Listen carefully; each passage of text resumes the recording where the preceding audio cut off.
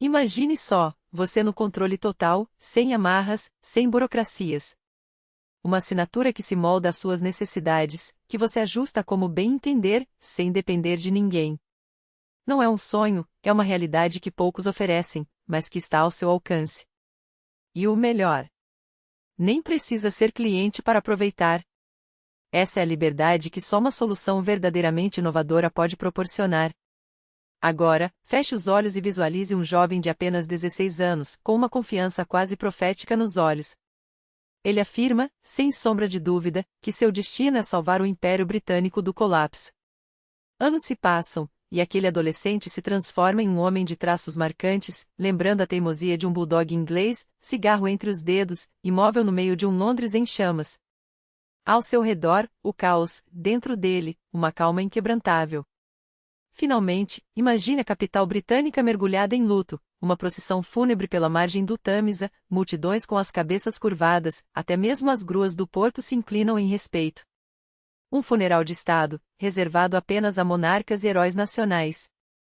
Esse homem, que recebeu tal honra, não era um rei, que era Winston Churchill, o homem que não apenas encarnou o século XX, mas que, com suas próprias mãos, ajudou a moldá-lo.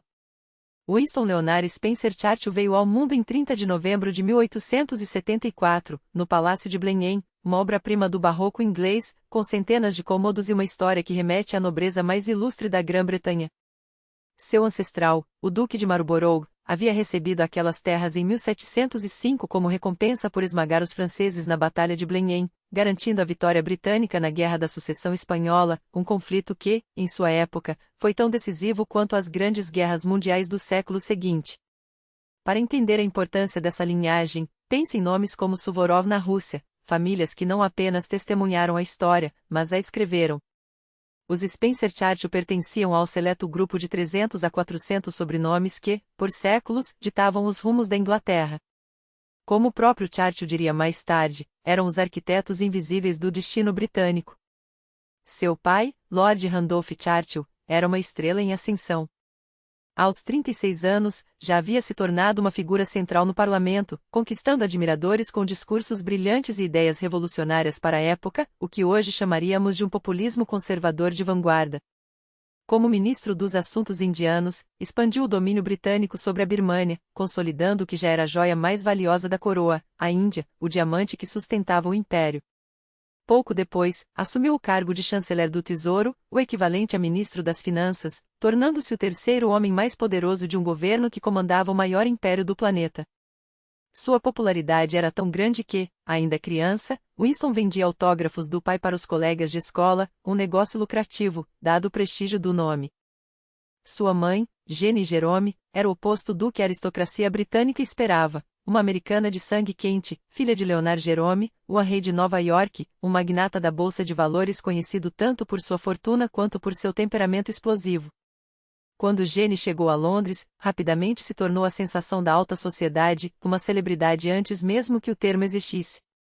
O casamento dos dois foi um escândalo. A família de Lord Randolph enviou investigadores a Nova York para desvendar a origem da noiva, e o que descobriram não foi nada lisonjeiro. Jerome era um especulador implacável, um homem de métodos duvidosos, mas o casal não se abalou. A cerimônia deu à luz uma das piadas mais duradouras da época, mas um aristocrata britânico se casa com dólares americanos. Porém, havia um detalhe ainda mais picante: os costumes da elite vitoriana eram, digamos, flexíveis. Ter amantes era quase uma tradição, e Jenny não apenas se adaptou como se destacou. Entre seus muitos casos, um se destacava: o príncipe de Gales, futuro rei Eduardo VII. Há quem diga que foi ele quem incentivou o casamento, garantindo que tudo ficasse dentro da família, mesmo que de forma oficial. Hoje, em um mundo onde o digital redefine nossas vidas, até mesmo a educação de elite se adaptou. Imagine conquistar um diploma de uma das melhores universidades do país sem sair de casa, conciliando estudos com trabalho e rotina. A Escola Superior de Economia, premiada como melhor universidade online do ano e líder no ranking da Forbes, oferece mais de 20 cursos de graduação em áreas como TI, economia, análise de dados e design, todos em formato 100% remoto. Com aulas interativas ministradas por líderes de mercado, você não apenas aprende a teoria, mas aplica o conhecimento na prática desde o primeiro dia. Ao final, recebe um diploma reconhecido pelo MEC, com certificado bilingue, abrindo portas no Brasil e no exterior. Não deixe essa oportunidade passar. Acesse agora mesmo o link na descrição e agende uma consultoria gratuita, seu futuro pode começar hoje. 8 meses após o casamento, nasceu Winston. Há quem especule que ele fosse, na verdade, filho ilegítimo do príncipe, mas a verdade é que não há provas. Ainda assim, o boato persistiu, e isso, estranhamente, trabalhou a seu favor. Ser visto como um possível descendente da realeza, mesmo que informal, lhe conferia um status único. Claro, ele nunca herdaria o trono, mas em uma sociedade obcecada por linhagem, até mesmo um rumor dessas proporções abria portas. E Winston precisava delas. Apesar do sobrenome ilustre, a realidade financeira da família era dura. Lord Randolph era o filho mais novo, o que significava que títulos, propriedades e a maior parte da fortuna iam para o primogênito. O dote americano de Jenny, que deveria ser a salvação, revelou-se instável. Seu pai, o tal rei de Nova York, era um mestre em perder fortunas tão rápido quanto as fazia. Sem apoio financeiro consistente, Lord Randolph teve que construir sua carreira do zero. Quando Winston completou 12 anos, o pai cometeu um erro político fatal, abandonando a vida pública justamente no auge de sua influência. Para piorar, sua saúde começou a se deteriorar. Os médicos diagnosticaram o que acreditavam ser sífilis em estágio avançado, uma doença que, na época, era sinônimo de declínio físico e social. A combinação de doença, aposentadoria forçada e dificuldades financeiras transformou o outrora brilhante estadista em uma figura decadente, um velho amargurado antes do tempo. Assim, apesar do sangue azul e das conexões poderosas, Winston cresceu em um ambiente onde o prestígio do passado não garantia nada no presente. E foi exatamente nesse cenário de incertezas que se forjou o caráter do homem que, décadas depois, se tornaria o rochedo sobre o qual a Grã-Bretanha se apoiaria em seus momentos mais sombrios. Nada no ambiente aristocrático em que Winston Churchill nasceu poderia ser confundido com felicidade. Seu pai, Lord Randolph, primeiro absorvido pela carreira política, depois consumido pela doença, mal tinha tempo para o filho. Sua mãe, a deslumbrante Jenny Jerome, socialite incansável, registrava meticulosamente em seu diário cada encontro com os filhos e os números são reveladores, entre 20 e 30 vezes por ano. Menos de 13 encontros por mês. Já as festas, os jantares e os saraus? Esses ela não anotava. Apenas marcava, com irritante regularidade, os raros dias em que não havia compromissos sociais. A conta era a mesma, cerca de 20 a 30 vezes ao ano. A educação de Winston ficou, assim, nas mãos de uma governanta simples, Mrs. Everest, mulher de origem humilde por quem ele nutriria, até o fim da vida, um carinho que jamais dedicaria aos próprios pais. E aqui reside um dos grandes paradoxos da infância de Churchill. Ele nasceu em uma época em que crianças deviam ser vistas, não ouvidas, mas Winston, desde cedo, recusou-se a aceitar esse script. Sua avó, Lady Frances, o descrevia sem meias palavras, um bulldog branquelinho insuportável. Aos 7 anos, foi enviado para um internato rigoroso, onde sua rebeldia explodiu em proporções épicas. O diretor da escola notou em seus registros: Churchill é incapaz de se comportar decentemente. Em uma classe de 13 alunos, ele ocupava o 12º lugar em conduta. Roubou açúcar da despensa, queimou o chapéu de palha do diretor em retaliação e, como punição, recebeu uma surra tão brutal que sua saúde ficou ameaçada. Mas as chibatadas não o domaram, apenas o endureceram. Os pais, alarmados, transferiram-no para outro colégio, onde, é claro, ele não se portou melhor. Foi em Harrow, a prestigiosa escola para jovens aristocratas que não conseguiram vaga em Eton, que Churchill refinaria sua lendária teimosia. Em sua primeira autobiografia, gabar-se-ia de nunca ter aprendido uma linha de latim ou grego, embora os arquivos escolares revelem o contrário. Ele era brilhante, com uma memória prodigiosa. Aos 12 anos, recitou de cor 1.200 versos das baladas de Macaulay sobre a Roma antiga, feito que lhe rendeu um prêmio. Mas seu verdadeiro talento estava além dos livros. Pintava, nadava, tocava violoncelo, jogava xadrez e sagrou-se campeão escolar de esgrima. E, acima de tudo, desenvolveu uma língua afiada como uma lâmina. Quando um professor, exasperado, desabafou: "Não faço ideia do que fazer com você", Churchill retrucou, seco: "Pensei que fosse isso que o senhor deveria me ensinar." Essa mistura de insolência, autoconfiança desmedida e um desdém quase aristocrático pela autoridade era temperada por uma convicção inabalável: ele estava destinado à grandeza. Aos 16 anos, escreveu um plano detalhado de invasão à Rússia, 10 páginas com mapas, estratégias e justificativas geopolíticas. O alvo não era aleatório. O Império Russo disputava com a Grã-Bretanha o controle da Ásia Central na grande jogam do século XIX. Mas enquanto sonhava com glórias napoleônicas, sua realidade era de uma solidão cortante. Em cartas à mãe, suplicava: querida mamãe, estou tão infeliz. Mostre um pouco de bondade a este filho que a ama. Não se irrite com minhas cartas tolas. Deixe-me ao menos pensar que me ama. As respostas, quando vinham, eram gélidas: estamos profundamente decepcionados. Seus sucessos os são uma ofensa aos seus dons. A preguiça será sua ruína.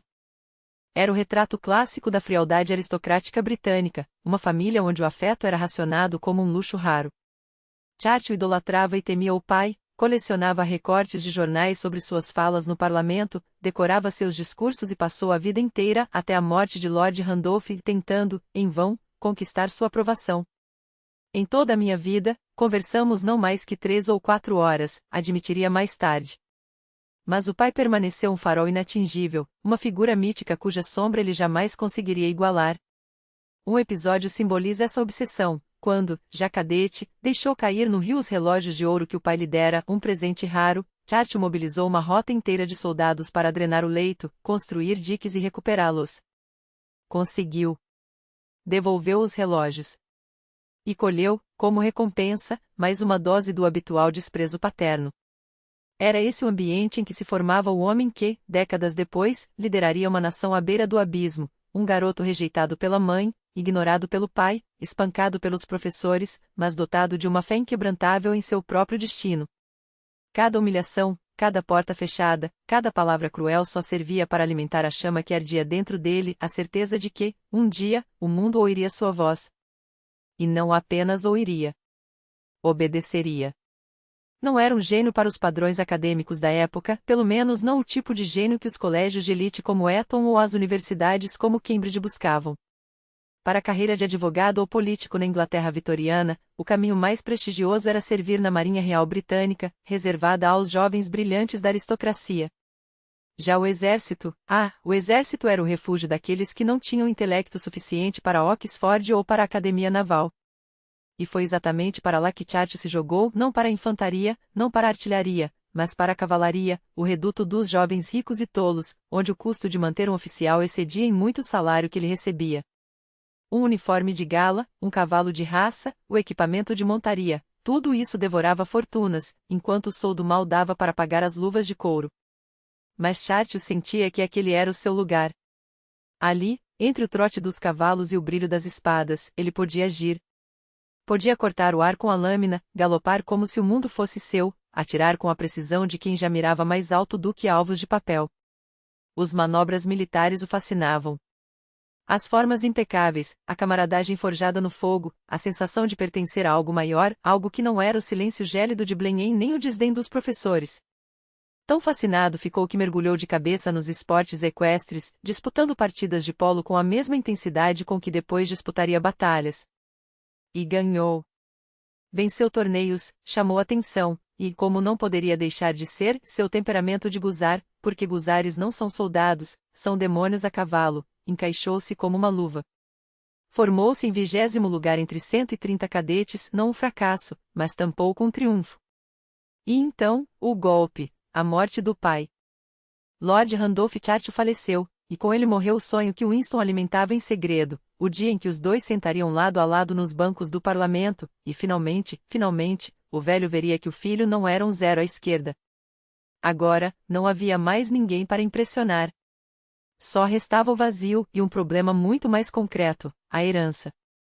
55.000 libras, uma fortuna astronômica para os padrões comuns, o equivalente a mais de 5 milhões de libras hoje, mas que, para um aristocrata, não passava de migalhas. Manter Blenheim, o palacete em Paris da mãe, os cavalos, a caçada, o polo, a legião de criados, tudo isso devorava dinheiro como um incêndio consome palha. Churchill e Lady Randolph sabiam, aquelas libras não durariam uma década. Seriam queimadas em 2 anos, 3 no máximo. E assim, sem alternativas, o jovem oficial foi parar no 4º Regimento de Hussardos Reais, comandado por um amigo da família. Mas todos sabiam a verdade nua e crua: o salário de oficial não pagava nem as contas do alfaiate. A mãe? Impossível contar com ela. Jennifer estava ocupada reformando a residência parisiense e instalando, por exemplo, um elevador só para que o príncipe de Gales não precisasse subir escadas. Sim, esse nível de frivolidade. A temporada de caça se aproximava, e Churchill enfrentava um dilema humilhante. Sem dinheiro para um cavalo decente, não poderia acompanhar os companheiros na caçada à raposa, o ritual sagrado da nobreza inglesa. Aparecer montado em um rosim seria pior do que não aparecer, seria um escândalo. E então, como sempre, ele encontrou uma saída. Não qualquer saída. A saída. Carreira, glória, dinheiro, tudo isso só viria com uma coisa: vitórias rápidas. E vitórias rápidas, naqueles tempos, tinham um nome: guerra. Abriu um mapa do mundo e começou a marcar os pontos quentes. Como oficial, tinha permissão para atuar como correspondente de guerra, desde que não negligenciasse suas obrigações militares. E Churchill não era homem de meias medidas. Exigiu uma missão: Cuba, onde a Espanha, inimiga histórica da coroa britânica, esmagava uma rebelião. Tudo se encaixou com uma precisão quase obscena. O embaixador em Madrid? Amigo da mãe. O chefe da inteligência militar? Outro conhecido da família. Os editores dos jornais? Velhos aliados do pai. Em outras palavras, o sistema trabalhava para ele. Não o colocaram em algum escritório burocrático. Não. Arrumaram-lhe um lugar na linha de frente, com um contrato de correspondente que pagava bem, muito bem. E Churchill sabia que aquilo era um negócio sem risco. Escrevia como poucos, tinha um nome que abria portas, e em 5 anos se tornaria o correspondente de guerra mais famoso e melhor pago da Grã-Bretanha. Os espanhóis em Cuba o receberam de braços abertos. Permitiram que inspecionasse as trincheiras, que observasse os combates na selva, onde os rebeldes atiravam das sombras contra as colunas imperiais. Mais tarde, ele admitiria que a ideia era idiota no mais alto grau: cruzar um oceano sem um tostão no bolso só para acordar às 4 da manhã e marchar ao lado de estranhos em busca de balas perdidas.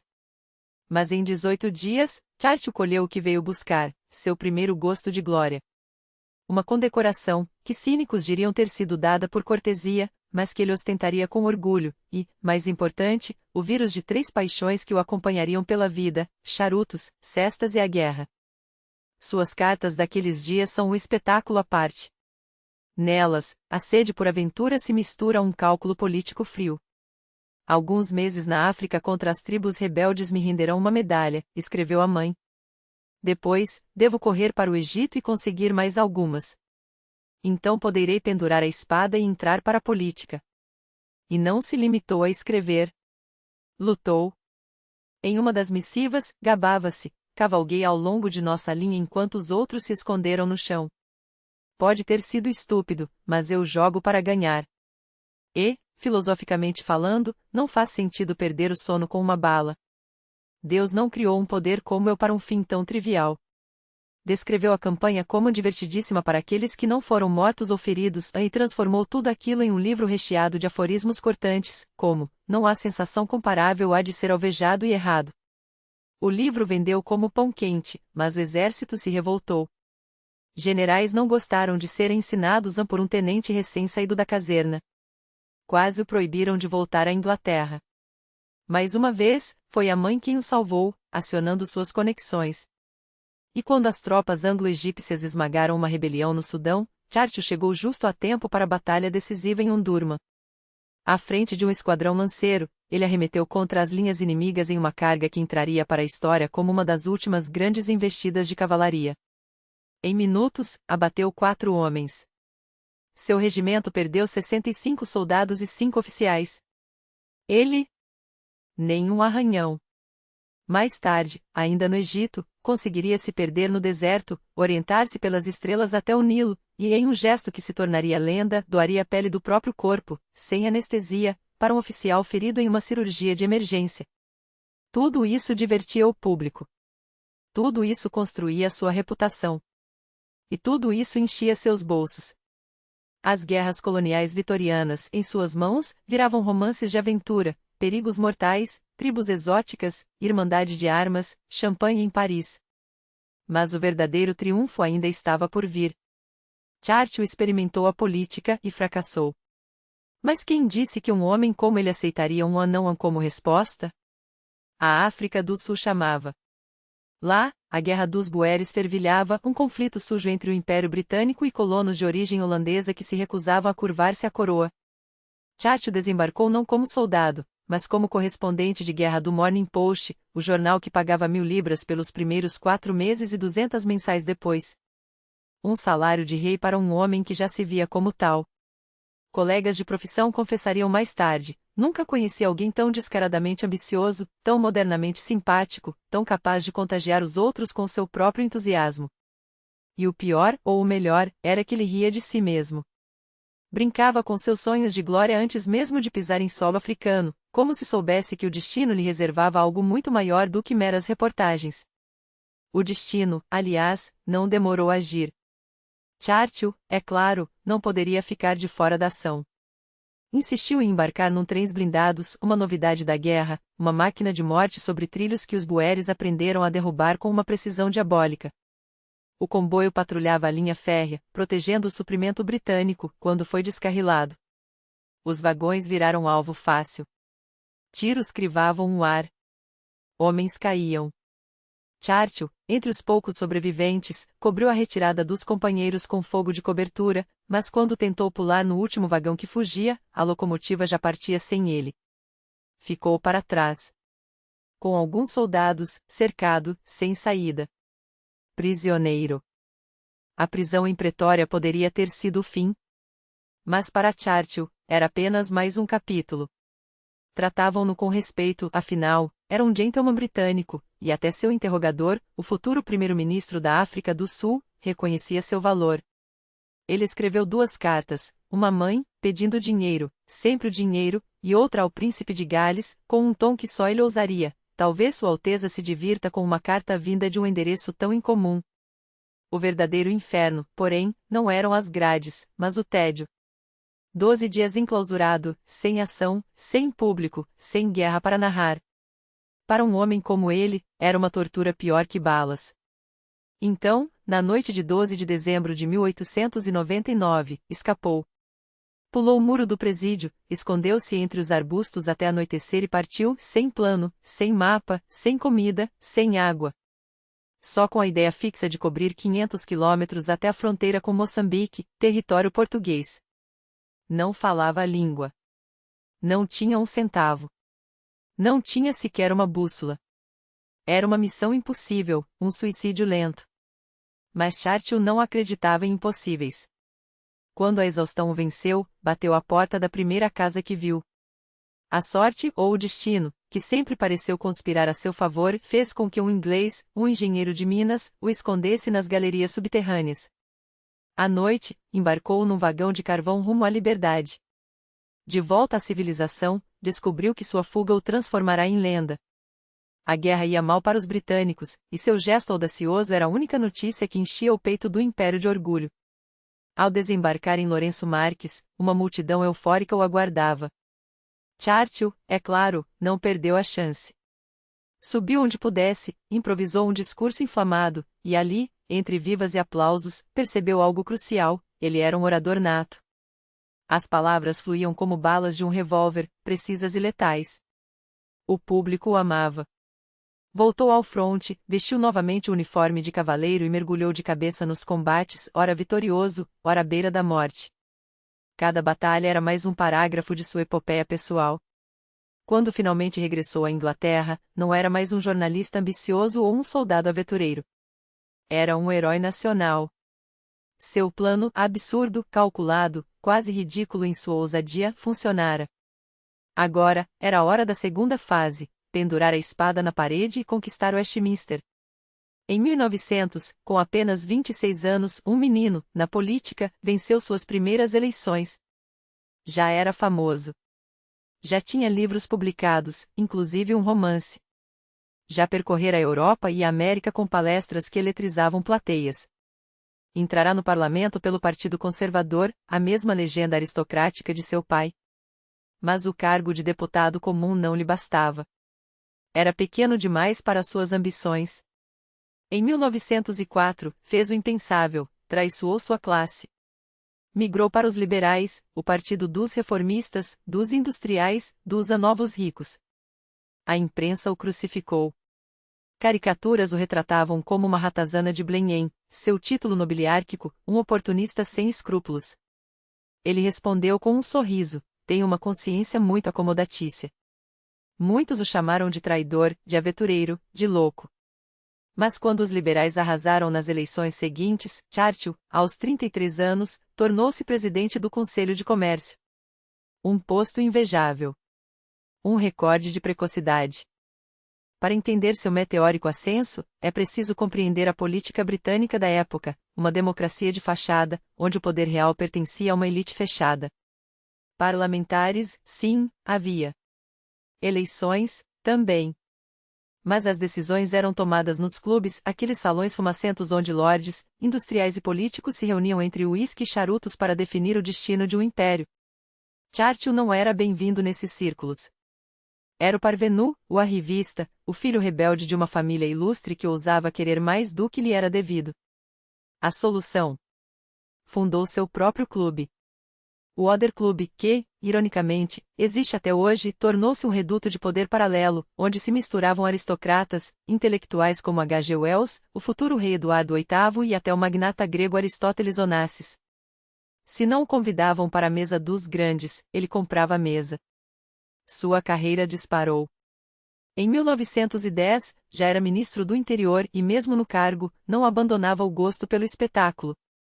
Em 1911, durante a Batalha de Sydney Street, um cerco anarquistas lituanos, na verdade, russos, que se trancafiavam num prédio em Londres, atirando em policiais, Churchill apareceu no local com um chapéu coco, assumiu o comando das operações e ordenou que trouxessem canhões para reduzir o esconderijo a escombros. A imprensa delirava. Seus oponentes, não tanto. Havia 2 pessoas desnecessárias no local, ironizou um rival, um fotógrafo e o Sr. Churchill. Ele, é claro, apenas riu. Para o secretário, justificou, foi divertido. E era isso que importava. A política, para Churchill, sempre foi um jogo e ele jogava para ganhar. A ironia do destino, ou talvez a astúcia da política britânica, tirou Churchill do cargo justamente por causa daquele episódio audacioso em Sydney Street. Mas, como se fosse um movimento de xadrez calculado, lhe ofereceram algo ainda mais poderoso, o posto de primeiro lorde do almirantado, ou seja, o ministro da Marinha. Para a Grã-Bretanha, uma nação insular com um império que se estendia pelos 4 cantos do globo, o domínio dos mares não era uma questão de prestígio, mas de sobrevivência. O exército sempre ocupará um segundo plano, o verdadeiro cetro do poder britânico balançava nas ondas. E ali, naquele momento, a Royal Navy era a máquina de guerra mais moderna, temida e imbatível do planeta. Era o palco perfeito para o gênio turbulentamente criativo de Churchill. Ele, um ex-cavalariano sem a menor experiência naval, poderia ter se perdido em meio a termos técnicos e hierarquias rígidas. Em vez disso, fez o que sempre fizera, a aprendizagem obsessiva e ação implacável. Mergulhou nos detalhes mais ínfimos, desde os planos de construção dos novos couraçados até o cardápio dos marinheiros, questionando tudo com a insolência de um outsider que não conhece as regras, mas está determinado a reescrevê-las.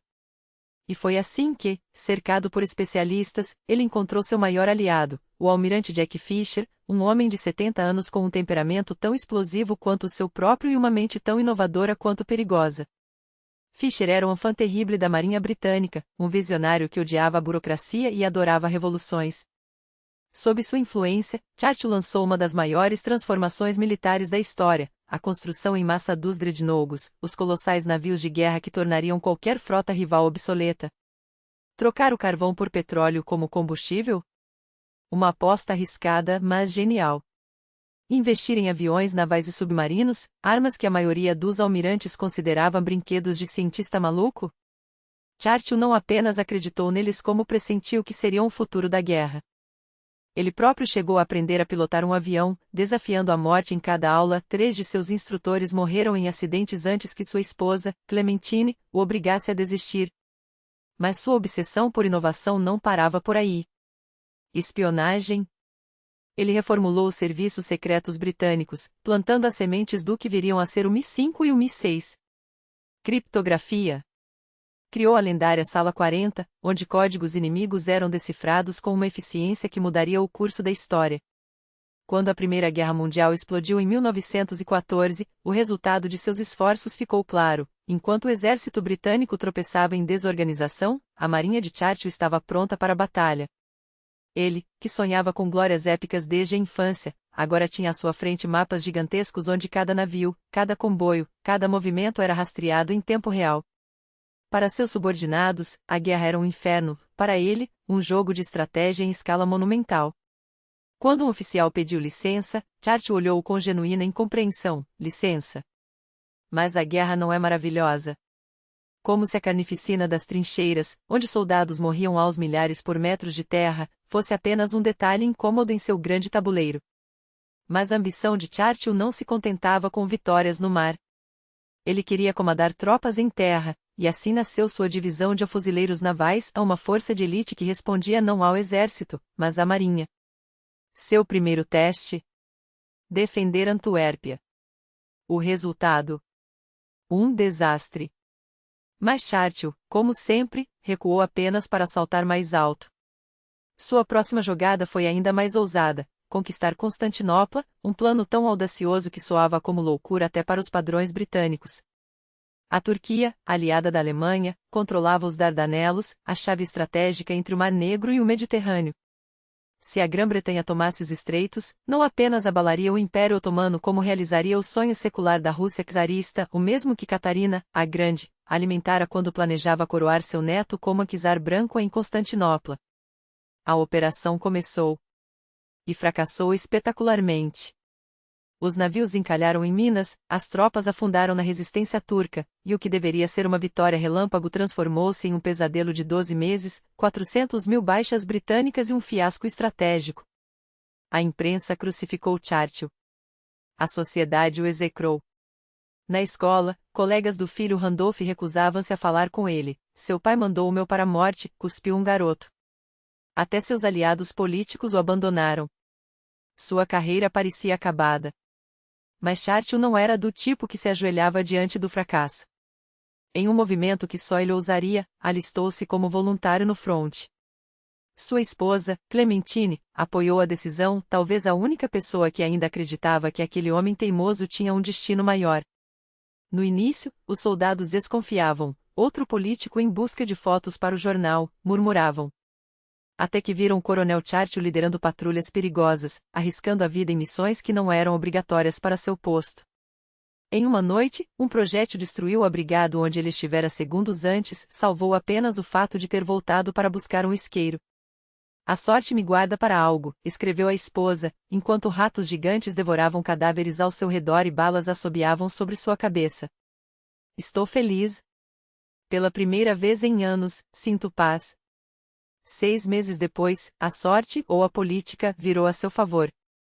Um novo primeiro-ministro assumiu, mais simpático às suas causas. Uma comissão de inquérito sobre os Dardanelos inocentou das acusações mais graves.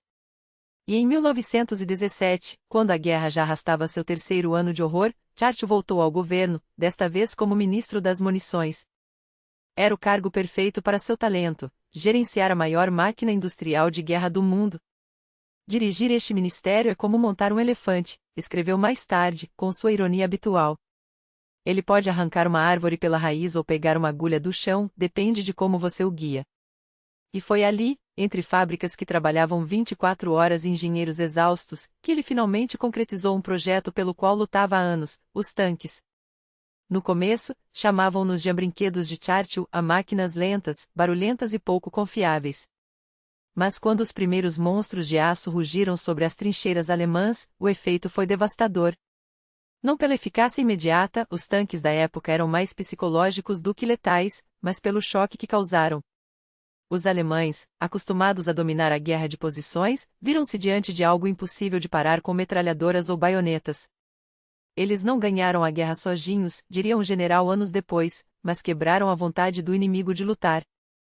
Churchill, é claro, adorava aquilo tudo. Um colega lembrava, ele pregava o militarismo como outros pregam a religião. Para ele, a guerra não era só glória, era o maior acelerador da história, forçando a humanidade a inovar, a se superar. E enquanto a Europa sangrava, ele via além do horror, um mundo que seria refeito pelas máquinas, pela estratégia, pela audácia. Até que, finalmente, a Alemanha se rendesse. E Churchill, mais uma vez, estaria pronto para o próximo ato. Churchill não era um homem de um só cargo, era um furacão que ocupava postos como outros ocupam cadeiras em um clube de cavalheiros. Ministro da Guerra, da Aviação, das Colônias e, por fim, das Finanças, o mesmo cargo que seu pai, Lord Randolph, um dia ocupará com tanto brilho quanto fragilidade. Para assumir tudo isso, ele fez o que sempre fez quando a ambição exigia, mudou de partido novamente. Os conservadores, seus antigos aliados, o receberam de volta como um pródigo que nunca havia saído porque, no fundo, a política britânica era um tabuleiro onde Churchill movia as peças como se fossem suas. Mas como um só homem podia acumular tanto poder? A resposta está na alquimia única de seu tempo. Ele era o terceiro homem do reino, depois do monarca e do primeiro-ministro, uma combinação de sangue azul, genialidade retórica e uma teimosia que beirava o sobrenatural. A coroa o tolerava, o parlamento o temia, e o povo, mesmo quando o odiava, não conseguia tirar os olhos dele. Até que, como tudo em sua vida, o equilíbrio ruía. Nos anos 1930, o império que ele ajudara a sustentar começou a lhe virar as costas. Mais uma vez, Churchill foi jogado para fora do jogo político e, mais uma vez, a história subestimou sua capacidade de voltar. Aqui, porém, vale parar e olhá-lo não como o bulldog de cartaz, não como o velho rabugento com charuto e uísque, mas como o que ele realmente era, um anacronismo ambulante, um homem que nasceu no século errado e, ainda assim, moldou o seu. Napoleão, um de seus heróis, certa vez disse que para entender um homem, basta ver o mundo quando ele tinha 20 anos. Quando Churchill tinha 20, a Britânia governava os mares, a rainha Vitória reinava sobre um império onde o sol nunca se punha, e ele próprio era servido por criados que vestiam suas meias e matavam suas moscas. Uma vez, sério como um juiz, declarou à esposa, eu poderia cozinhar, se quisesse. Vi como se faz um ovo. Não era ironia. Era a convicção absoluta de um homem para quem o mundo existia para ser dominado, até nos detalhes mais absurdos. Sua obsessão por banhos quentes era lendária. No Egito, nos anos 1920, ao não encontrar água aquecida em seu trem, ordenou que esvaziassem o boiler da locomotiva para enchê-lo. Os soldados britânicos que testemunharam a cena ficaram entre o espanto e a admiração. Ali estava um lorde que exigia conforto como um direito divino, mas que, na trincheira, dividia o perigo com os mais humildes. Nunca dividia a comida, é verdade, seu sanduíche sem mostarda era motivo de escândalo, e de broncas épicas aos subordinados, mas ele marchava sob fogo, arriscava a pele, e depois voltava para seu uísque como se a guerra fosse apenas um intervalo entre um banquete e outro. O álcool, aliás, era outra de suas performances. Fui criado no mais profundo desprezo pelos ébrios, escreveu, mas um copo de champanhe inspira, fortalece os nervos e aguça o intelecto. Uma garrafa produz o efeito oposto. Era um puritano que bebia como um dandy, um estrategista que transformava a embriaguez em arte. Os amigos contavam nos dedos as vezes em que o viram verdadeiramente bêbado, porque Churchill não se embriagava, ele flutuava em um estado permanente de euforia controlada, como um navio de guerra que navega com as velas cheias, mas nunca perde o rumo. Como orador, era um mestre que havia decifrado o código da persuasão antes mesmo de chegar aos 30. Praticava discurso sozinho, tropeçando nos móveis do gabinete, ensaiando cada pausa, cada trocadilho cortante. Suas frases entraram para a história não por acaso, mas por design. Se você tem um inimigo, não o subestime, se tem um amigo, não o superestime. Os anedotas sobre seu humor ácido são incontáveis. Quando uma sufragista gritou que, se fosse sua esposa, o envenenaria, ele respondeu, impassível, Madame, se eu fosse seu marido, aceitaria o risco com prazer. Os que o irritavam ganhavam apelidos impiedosos, um lorde insignificante virou um lorde uzeles, um lorde inútil, e os que o desafiavam, uma guerra de palavras onde só ele saía vivo. Mas por trás do espetáculo havia um homem que, aos 34 anos, casou-se com Clementine Ozier, uma aristocrata de 23 anos que se tornaria sua âncora e sua estratégica. Ela entendia o jogo político melhor que muitos ministros, foi por insistência dela que, Após sua primeira queda, Churchill voltou ao fronte na Primeira Guerra, sabendo que a glória ou a morte heroica valeria mais que qualquer discurso no parlamento. Enquanto ele lutava nas trincheiras, Clementine organizava jantares com os homens que importavam, tecendo a rede que um dia o devolveria ao poder. Continuarei a receber as pessoas certas, prometeu a ele antes de sua partida. A política não para só porque você está na guerra. O casamento foi feliz, mas a paternidade, uma tragédia silenciosa.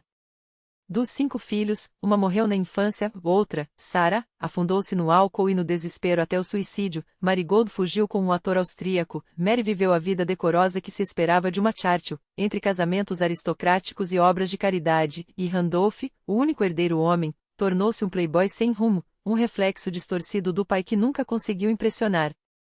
Churchill amava-os à sua maneira, com uma mistura de orgulho ferido e impotência, mas seu verdadeiro amor era a história. E a história, ele sabia, não se escreve com lágrimas, mas com sangue e tinta. Ele não acreditava em Deus, ou pelo menos não da maneira que os outros acreditavam. Sua divindade era a civilização, aquela que a Britânia levava nas baionetas para os cantos escuros do mundo, aquela que seu ancestral, o Duque de Marlborough, havia defendido em batalhas épicas. Deus ajudará, dizia em discursos, mas era a si mesmo que confiava o destino. Seus heróis não eram santos, mas titãs, Napoleão, Nelson, homens que dobraram o mundo à sua vontade. E assim, enquanto a Europa marchava para outro abismo nos anos 1930, enquanto muitos o davam por acabado, Churchill permanecia onde sempre esteve, à espreita, armado não só com seu revólver, que carregava até em reuniões ministeriais e exigia que seus secretários fizessem o mesmo, mas com a convicção inabalável de que sua hora voltaria. Porque um homem que pintava quadros entre guerras, que escrevia livros como Quem Respira, que transformava derrotas em ensaios para vitórias futuras, não poderia terminar seus dias como um deputado esquecido. A tempestade do século XX precisava de um timoneiro à altura e, contra todas as probabilidades, esse timoneiro seria ele, um anacronismo de casaca vitoriana, falando em arcaísmos, apegado a um império que já apodrecia, mas com uma visão tão aguçada do futuro que até seus inimigos teriam que admitir, este homem nasceu para a crise. O homem que rompeu com a maioria de seus aliados influentes, que viu os conservadores vencerem eleições sem lhe oferecerem sequer um cargo ministerial, que teve suas finanças arrasadas pelo Black Thursday de 1929 perdendo, em um único dia, o equivalente a 700 mil libras atuais, não era do tipo que se curvava ao destino. Para manter-se à tona, cruzou o Atlântico em turnês de palestras, afogou-se em montanhas de manuscritos e vendeu cada palavra como se fosse sua última cartada. Os credores o perseguiam como sombras, e a dívida, essa companheira incômoda, só o largaria décadas depois, quando a história já o tivesse coroado. Enquanto isso, o que fazia ele? Escrevia. Escrevia como se o tinteiro fosse seu pulmão. A história da Grande Guerra, ninguém ainda a chamava de primeira, pois a ingenuidade humana ainda acreditava que aquela carnificina seria única, a biografia de seu ancestral, o Duque de Marlborough, roteiros para Hollywood e sim, até isso. Cada linha era um grito contra o esquecimento, cada página uma trincheira contra a irrelevância. Mas havia algo mais profundo que a necessidade de dinheiro ou fama, a angústia de um homem condenado a assistir, impotente, enquanto o mundo deslizava para o abismo. E foi nessa frustração que Churchill encontrou sua próxima batalha. Em um parlamento surdo aos alertas, ele escolheu ser a voz dissonante, o incômodo necessário. Enquanto a Grã-Bretanha, cega pelo pacifismo, estendia a mão a Hitler em Munique como quem alimenta um lobo com migalhas, Churchill berrava: isso terminará em guerra. Falava dos céus desprotegidos, das cidades vulneráveis, dos bombardeios que transformariam Londres em um inferno de chamas. Descrevia, com uma precisão que gelava o sangue, como a Luftwaffe reduziria a pó os símbolos de uma nação que se julgava intocável. E o que ganhava por isso? Olhares de desdém, risos abafados, o epíteto de Unlockon colado à sua casaca como uma medalha de vergonha. Um deputado, com a arrogância dos que nunca erram, chegou a declarar: respeito o talento literário do Sr. Churchill, mas em momentos de crise, é melhor ignorá-lo. Ah, se aquele homem soubesse que o Unlockon que queria calar seria, em menos de 2 anos, o único capaz de salvar não só sua pele, mas sua alma. E então veio 1939. E tudo mudou. A invasão da Polônia foi o estopim que queimou as ilusões. O apaziguamento, aquele pacto com o diabo disfarçado de diplomacia, desmoronou como castelo de cartas. No dia em que a Grã-Bretanha declarou guerra à Alemanha, Churchill voltou ao almirantado. No dia em que Hitler esmagou a França, tornou-se primeiro-ministro. O destino, ironicamente, cumpria a promessa que ele mesmo fizera na juventude, entre taças de uísque e risadas de ceticismo: eu salvarei esta nação em sua hora mais negra. Pois bem, a noite havia caído. E que noite!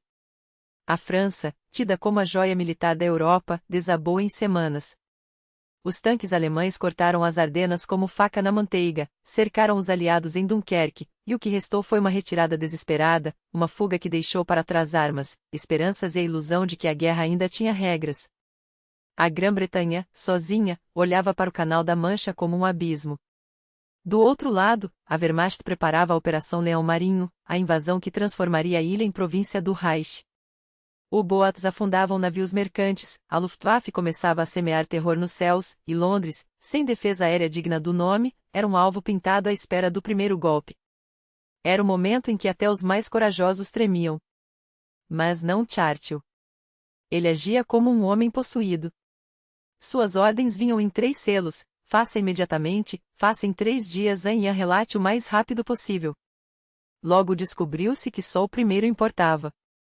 A frase "eu faça imediatamente", estampada em vermelho sanguíneo, tornou-se um feitiço tão poderosa que, quando um subordinado roubou alguns adesivos para usar em seus próprios memorandos, os resultados foram instantâneos, até descobrirem a farsa. Enquanto os bombardeiros alemães tentavam dobrar a vontade britânica, Churchill recusava-se a curvar a sua. Quando sugeriram evacuar o governo, respondeu com um nunca que ecoou como um trovão. Ficou em Londres, entre as ruínas fumegantes, visitando bairros arrasados, subindo a telhados para observar a artilharia antiaérea, enfrentando o fogo inimigo como se fosse mais um round de boxe. O povo, atordoado, via-o e algo dentro dele se reacendia. Um estivador, sujo de fuligem, gritou-lhe de um cais: "Vá se fuder, sua velha carcaça." E Churchill, em vez de se ofender, sorriu. Outro dia, um Duckworker, ao vê-lo inspecionar os estragos, rosnou: "Eis aí a porra da Grã-Bretanha." O premier, esse bulldog de lágrimas escondidas, sentiu o peito arder. Não era a adulação que ele queria, era isso, a prova de que não estava sozinho na trincheira. Porque a guerra já não tinha mais regras. A cavaleiresca Guerra dos Boeres, que ele conhecera na juventude, era um conto de fadas comparado ao pesadelo que se desdobrava. Agora, bombardeavam-se hospitais, afundavam-se navios com a Cruz Vermelha, incineravam-se cidades inteiras e o mundo assistia, paralisado, enquanto a máquina de morte nazista engateava sua marcha. Churchill sabia, a próxima parada seriam os campos. Mas, por enquanto, os céus da Inglaterra eram o palco da batalha decisiva. A Luftwaffe tinha melhores aviões, pilotos mais experientes, e a Battle of Britain pendia para o lado errado. O governo sussurrava sobre render-se. Churchill, então, fez o que melhor sabia: transformou palavras em armas. Troou pelos rádios com uma voz que era metade rugido, metade prece. Abandonou os floreios vitorianos, os arcaísmos que tanto amava, e falou como um homem do povo, porque, naquele momento, era isso que ele precisava ser. Nós defenderemos nossa ilha, qualquer que seja o custo. Lutaremos nas praias, lutaremos nos campos e nas ruas, lutaremos nas colinas, nunca nos renderemos. Não era retórica. Era um juramento. E quando os céticos murmuravam sobre negociar com Hitler, ele os silenciou com uma verdade cruel: se o império durar 1000 anos, ainda dirão, esta foi sua hora mais gloriosa. Porque, no fundo, ele já sabia, a vitória não viria da Europa continental, mas do Novo Mundo. Os Estados Unidos, aqueles primos distantes que ainda hesitavam, teriam que entrar na guerra.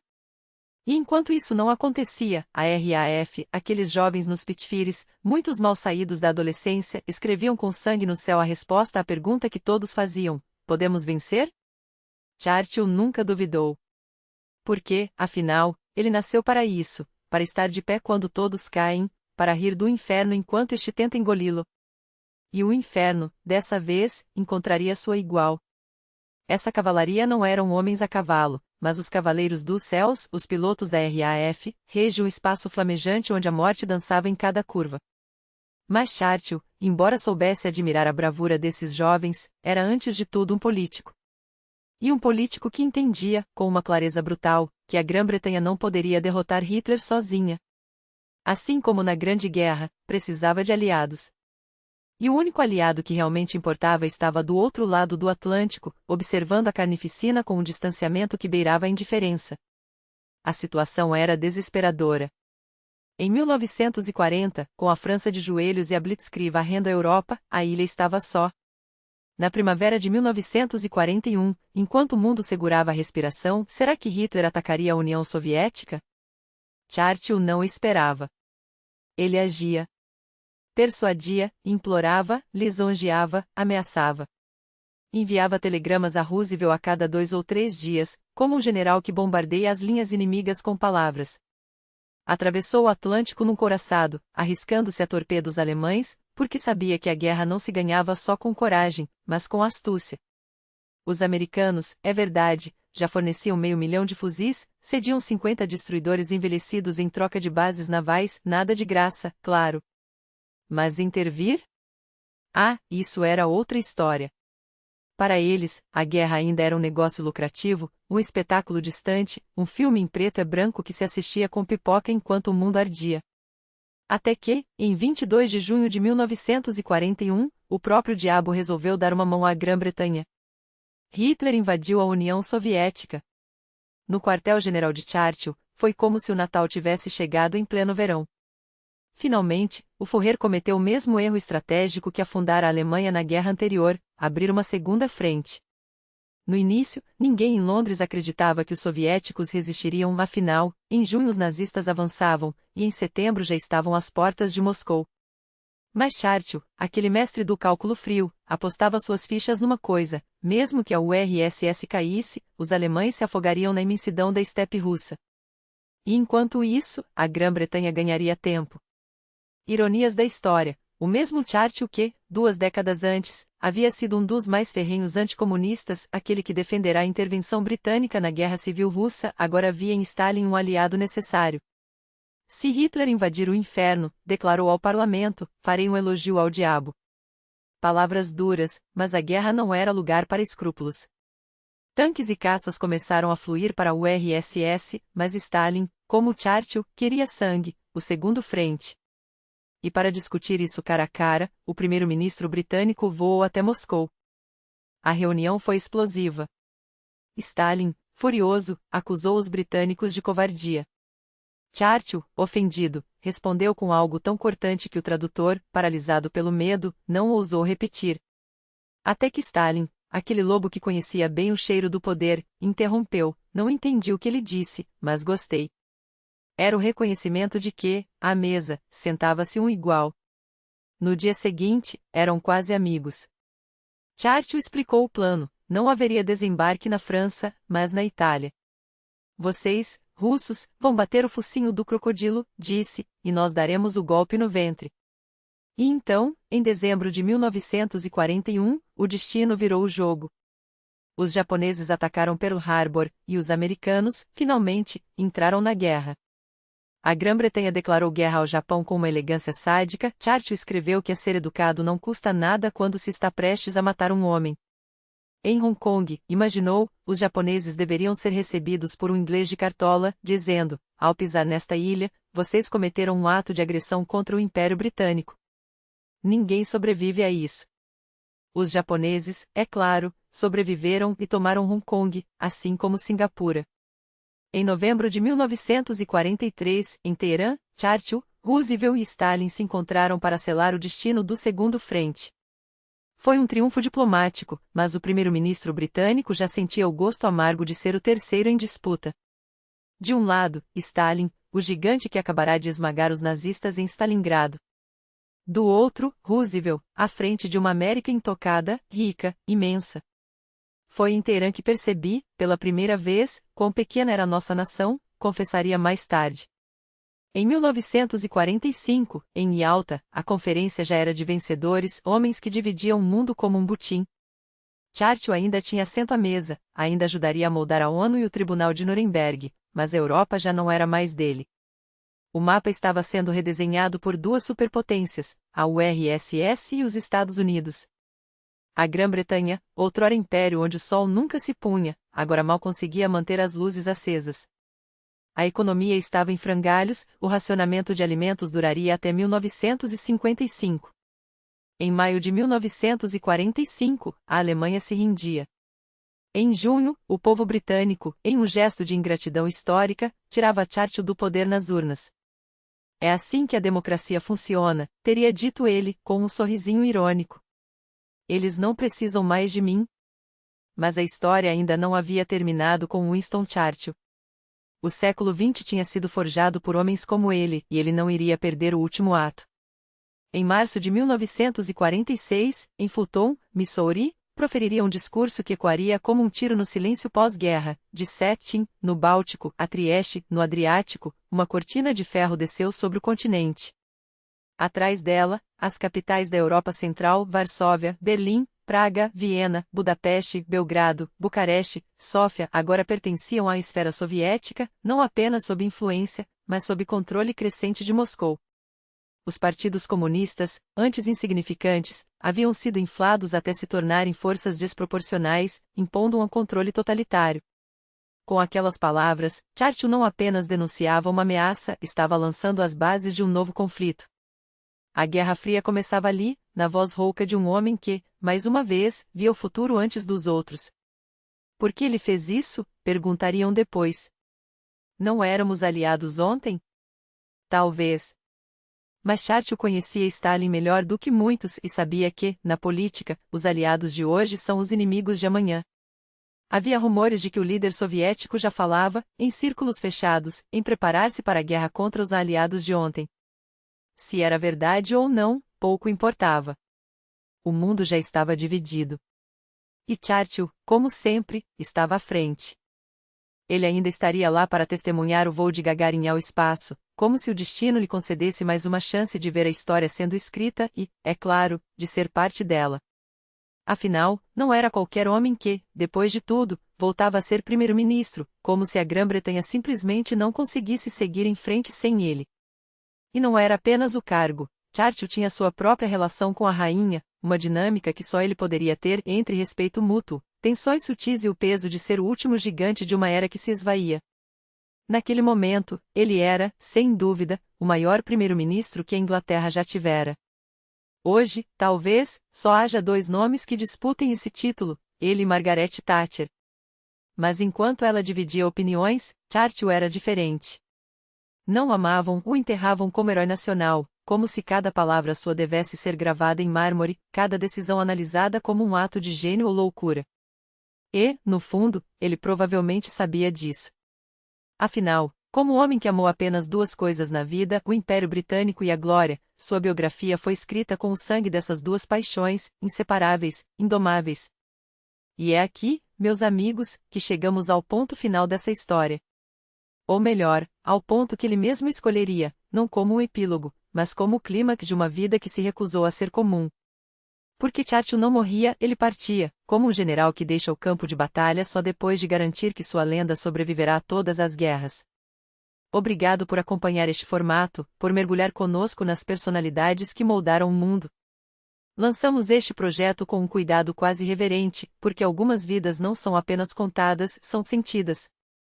E se as cifras de Che Guevara, os números de Napoleão e as batalhas de Malcolm X já nos provaram algo, é que a história não é feita por datas, mas por aqueles que ousam escrevê-la com suas próprias mãos. Obrigado pelos likes, pelos quase 1.200.000 que já nos acompanham, por transformar números em uma comunidade que entende, o passado não é apenas para ser estudado, mas para nos desafiar. Até a próxima e que a história continue a nos surpreender. Música